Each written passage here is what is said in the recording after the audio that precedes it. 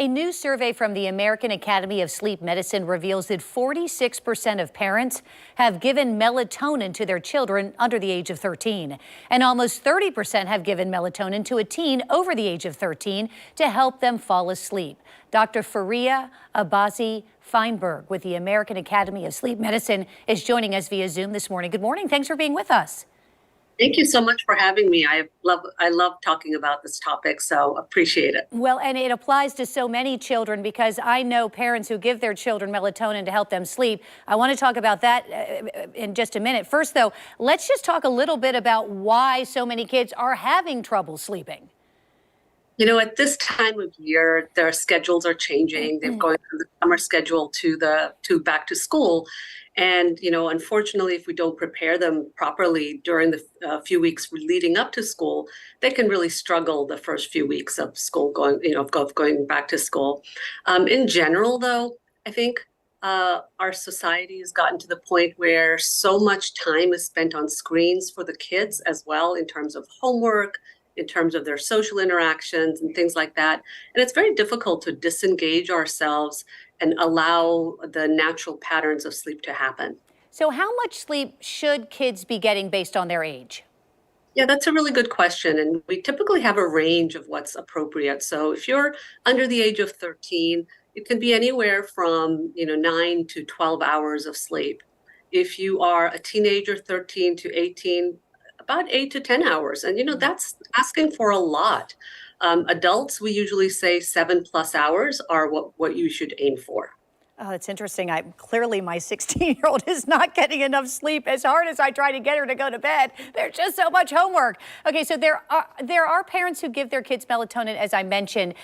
So first, how does melatonin work? Because I feel like there's some misconceptions about that.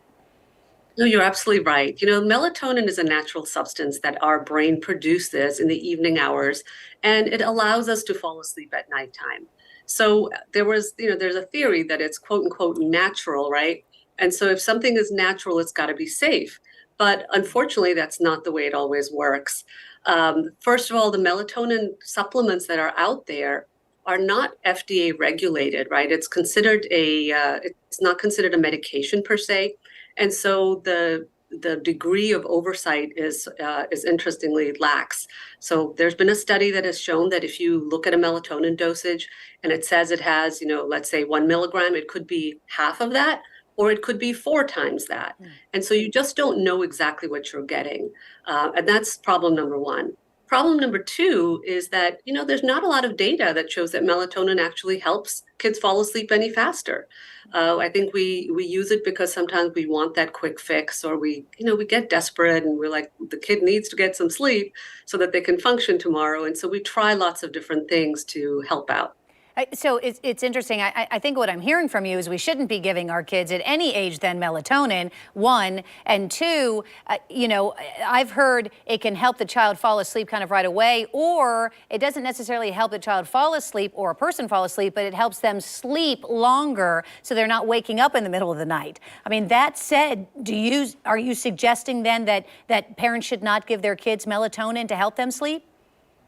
I think melatonin needs to be looked at as any other medication, right? It needs to be reviewed with your physician, have the practice provider talk to you about it, look at the optimal time of giving it, and look at the optimal dosage of giving it. Unfortunately, the melatonin is available in lots of different dosages. And I've seen everything from 0.5 milligrams to 20 milligrams. And it's like, how do you know what the right dosage is, especially if you don't really know what you're getting? So please talk to your doctor about it instead of just trying it on your own.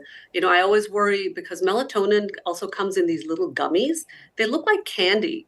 And so if they're laying around, you can easily see that someone young might think that that's sort of a yummy candy that they take. And so they may take more than they really should. I'm so glad, doctor, that you brought that up, because it is. You see those gummies and you think, how could this be harmful? But at the end of the day, it really can be. Doctor, thank you for your time this morning. We appreciate it. You're very welcome.